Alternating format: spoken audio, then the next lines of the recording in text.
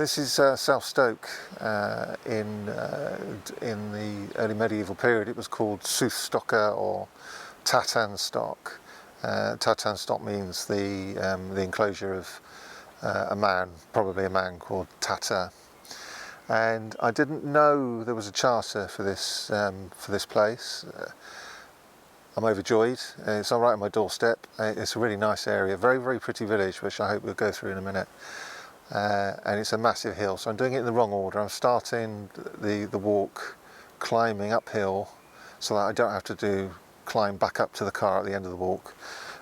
It's a very pretty valley. So it's interesting because it mentions Wansdyke, which is a sub-Roman, the end of Roman rule, a wall that protected, probably protected the remains of Romano-British culture against barbarian invasion. But we're here down by the river Camel.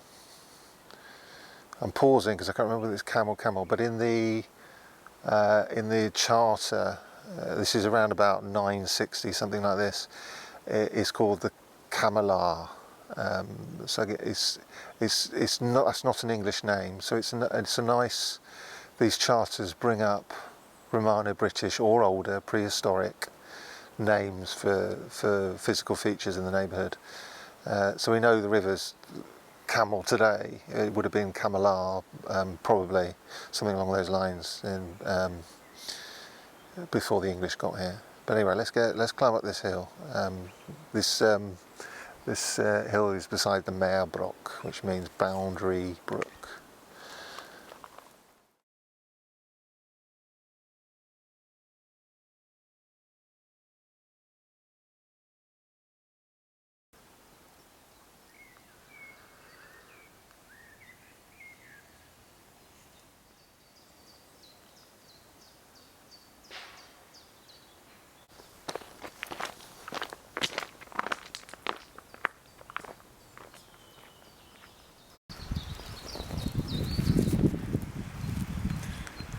What I forgot to say was happy summer. Thank God it's May, and May is marked in the Old English records as some poetry from the Menologium, which I shall try and recite for you now.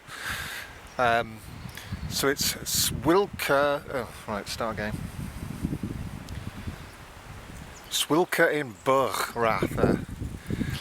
Ember six nicht thas, smichere on Yerwum, Woodum and Wurtum,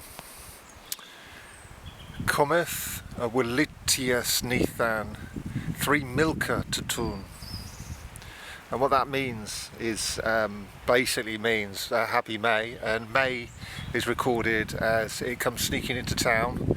It is in woods and amongst and the foliage and the plants, and your cows will give 3 milks each day, and which is why the Old English called May 3 milk month, 3 milk a month.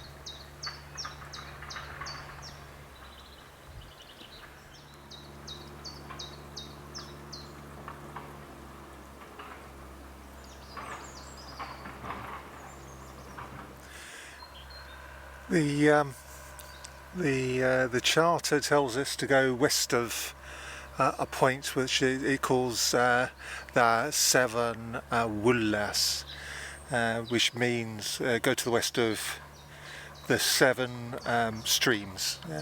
Wells are streams in Old English, but the sources are here. There's one of the sources here I've just shown you, and must be because this is the right location.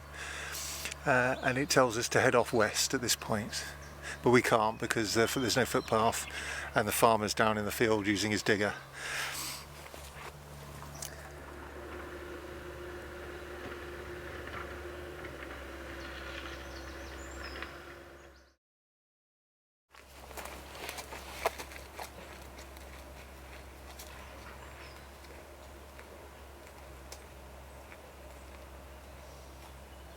There,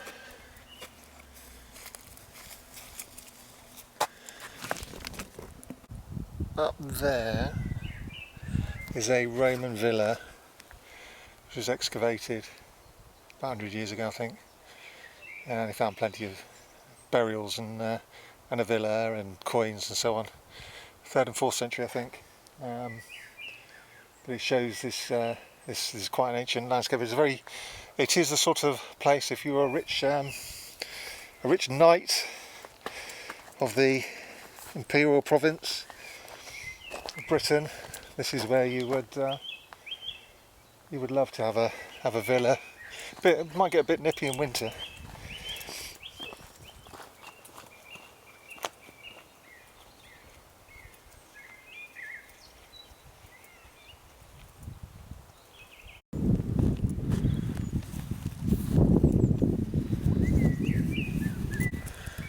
It's actually a very rewarding walk. The weather's cool enough to not get exhausted with the heat, and it's a landscape of lots of there's coppice. So it's a landscape of hazel, coppice, and beech, and some decorative trees, which I imagine weren't here. Various types of conifer and so on. It looks a bit like an arboretum, but it's mostly pasture, and long may it remain that. This sort of hilly land is a bit hard to get a plough up when you're in the Middle Ages. Hopefully we'll see some later on in the year, we'll see some orchids and things like that.